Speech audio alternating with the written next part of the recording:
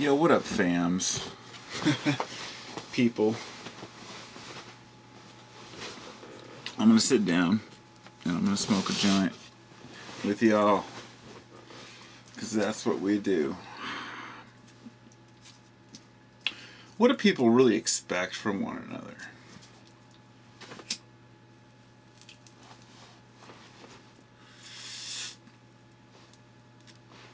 What do people really expect each other to do? How do people expect each other to act?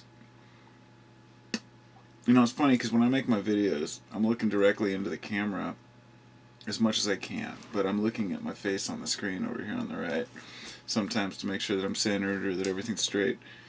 And it's like talking to my image. I was tripping out. I was reflecting earlier. Okay, that's funny. I was looking at a reflection earlier in a mirror, and I was reflecting. I did not mean that to do that, but I basically sometimes I trip out on mirrors, looking at reflections, not of myself, just of anything. Just the idea that that's an image of something that does not exist. Something that exists, but something that you can see in front of you. It's. Why do I even try to explain these things? A mirror on a wall is looking into a dimension that doesn't exist. It's a reflection, exact mirror opposite of what you already see. Most people just say, yeah, it's a reflection, so fucking what? It's a reflection. Think about it. Just think about it for a minute. Really think about what a reflection is, okay? And you can get all the scientific bullshit behind it about how it's light rays bouncing and reflecting and bouncing off of you and reflecting through that, but just think about it deeply without what you've been told about what a reflection is. And you can see why the ancients used mirrors as they were considered such sacred objects, you know. You always hear about mirrors and witchcraft and stuff like that, and vampire lore and all kinds of interesting concepts about them. So, anyway, that's just... I was looking in the mirror. The reason why I spoke of that is what happens when we smoke a joint.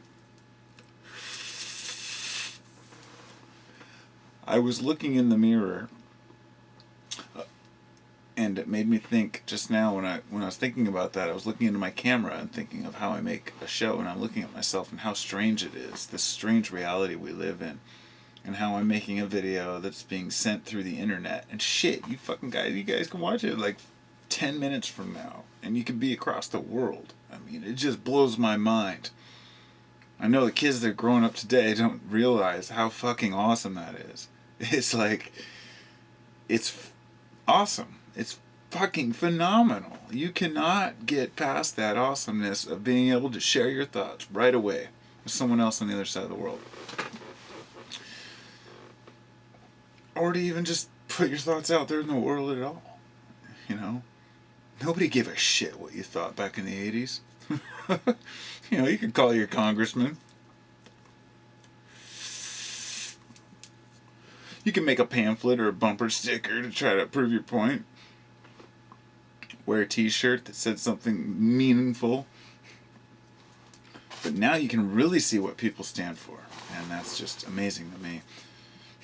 And so that leads me to the beginning of my video when I said, what people expect from us, you know, as people, you know.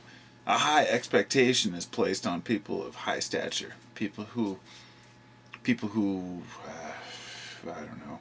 The unfortunate part is this kind of, unfortunately, it ties into like what I was saying earlier about movie stars and shit in my last video about how they're idolized and celebrities.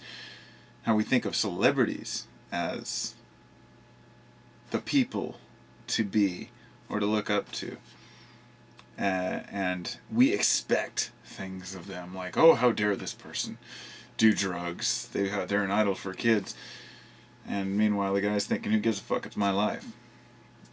Well, the truth is, it's much more complicated than that. It's not just his life. Because if you're a celebrity of society... Now, let me explain this a little better. If you're a basketball star and you get busted doing drugs, and they say, you shouldn't be doing this. You're a role model for these kids. And the guy says, I can do whatever I want. It's my life. It's not affecting my playing or performance. And even if it did, it wouldn't matter to you. It's not your problem. Who's right? And we could argue all day about who's right. The fact is, nobody's right. It's just opinions. The player has a good point. He's just doing what he does. And if he wants to get high, shit, that's part of life. You can't expect musicians, just because they're musicians, or sports stars, just because they're sports stars, to never do drugs. You think sports stars got to where they are getting stoned during practice? No. They didn't do that shit because they were playing sports. So they get older and they want that experience. They want to try new things. Do things that they never got to do. And their friends are saying, oh, wait, don't do that because you might get, yourself in trouble. And they're like, fuck it, I never got to do it. I got to have my youth. It's just like the priests who were suppressed from ever having sex, and they become, sexually promiscuous. Little boys. Fucking pervs. So what do we expect from each other? We have a front, and I did have a point to this. We have a front that we put on, all of us. I don't care who you are. I try my best to avoid putting on a front. When I'm making these videos, this is like how I really am. This kind of person I am. I just sit and bullshit and have conversations like this with people. I don't feel like I'm obligated to impress anyone or cater to anyone's desires because I'm just a guy making videos, right? However, if someone brings up a good point and says that I'm doing something a certain way that maybe I shouldn't, that's good because I can learn from that. But generally, I'm here for myself. It's healing.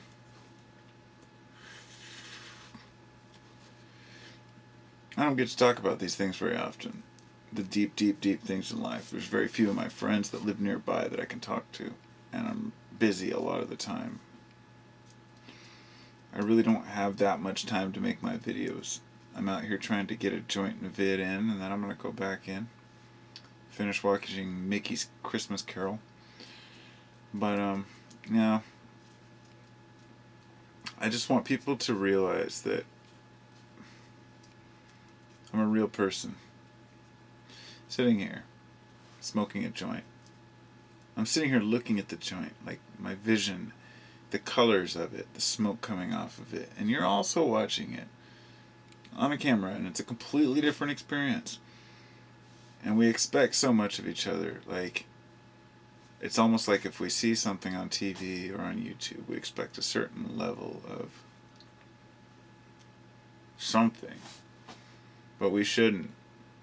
Because even some of the worst YouTube videos are still better to watch than the funniest sitcom on TV, or one of the most popular prime time shows. I guarantee I could just go to the education section of YouTube, just type in the education, and even though half the videos are probably bullshit and not even education, they're still more informative than television, because they give you at least a degree of awareness into what people are thinking, not what the movie industry is thinking. So, damn it, this thing keeps going out. This weed came out of my garden. It just appeared. I don't know what happened. Not mine. It was someone who isn't me. And it's really shitty.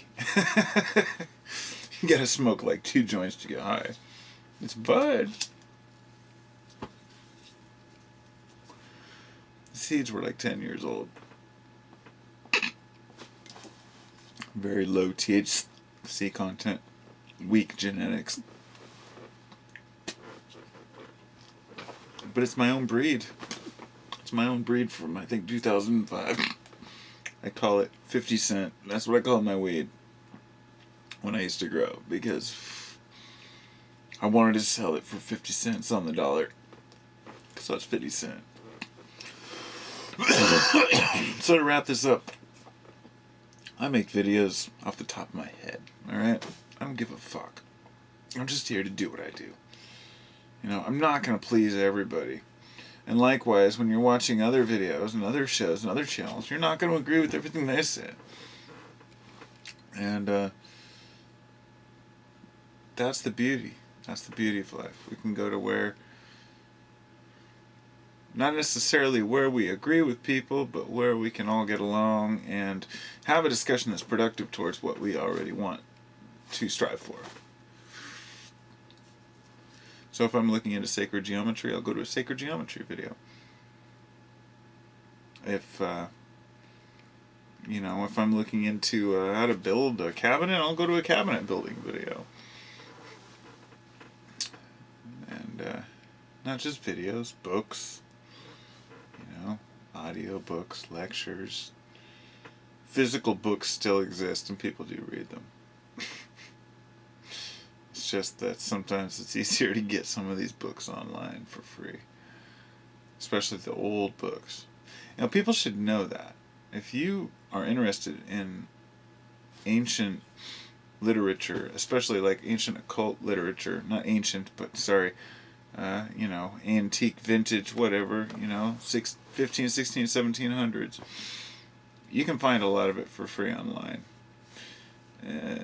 In its entirety, in PDF format, and download it for free. And the same goes for a lot of old music. And I know a lot of folks don't know that, but it's important to know that a lot of the copyright eventually runs out on stuff, and people can download a lot of important old books that otherwise would be really obscure and hard to find. You just have to be looking for them. You have to know what you're looking for. But no amount of books will ever get you through to personal experience. And it's like I've said before, no guru will ever take you to the heights. No guru will ever get you past your own self. No church, no steeple, no religion, nothing but life experience and dedication to what you feel is right for the world and for everyone. What you feel in your heart is right. That's what's important. And I think each one of us have a way to distinguish what's right from what's wrong. I don't think many people would agree that we have some form of intuition that was built into our brains in order to help us to survive. And the intuition isn't always the best for us, but it's always correct. Almost always. I mean, you very rarely have an instinct to jump into a fire, but you always have an instinct to jump out.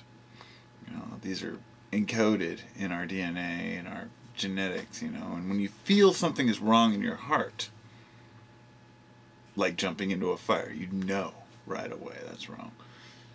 And likewise, when you hear certain things people say, believe, you don't believe them. And no amount of convincing, you just know in your heart, no amount of bullshit would convince you that that's true. That's the way I feel about religion, especially religion, is that there's no amount of coaxing a person could do to convince me that religion is the correct way to live your life, because I see how miserable these people act and how righteous and pious they act, and they always project it back onto me as if I'm the pious one. Every single time, every conversation I've ever had with a Christian, they always come back with calling me names or picking at something else that's totally irrelevant to the subject. And I find myself getting totally annoyed with it, but at the same time not angry. It's just I see the desperation that people have to defend their point of view, and when you call them out on their bullshit, they don't know what to do. And they try to pretend like like they're not bothered, but you know that they are. You know that they're just stewing, trying to figure out how to convince you that what they know is true. And that's why it always happens with religion.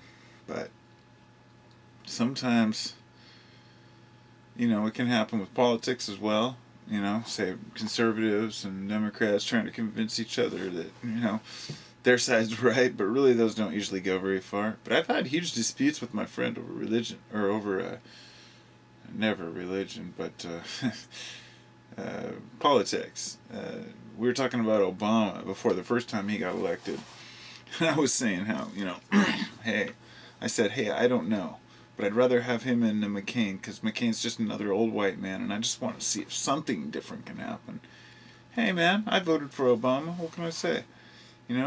That's the choice we had at the time. What do you do?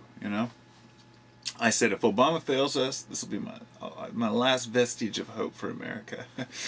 and it was. He failed. And it's not his fault. I don't blame him like other people say that everything he does is evil and the birth certificate. I don't give a fuck about all that shit.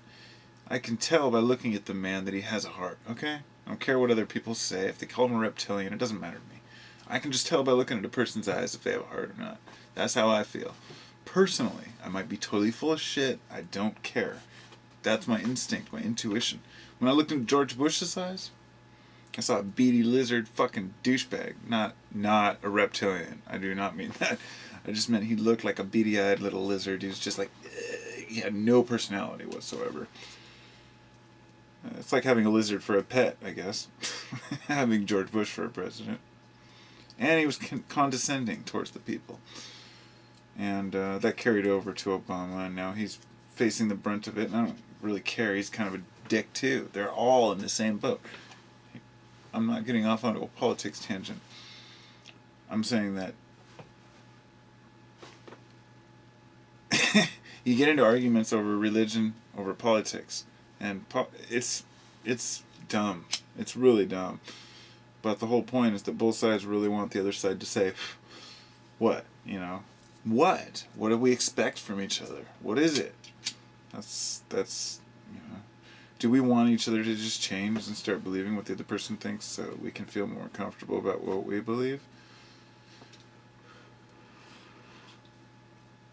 I don't know what to believe. I don't believe that God can be known by man.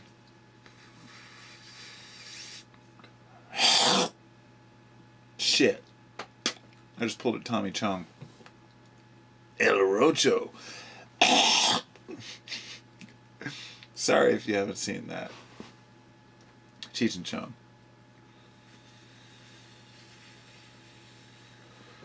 Sucks it down into his lungs. Well, that's it.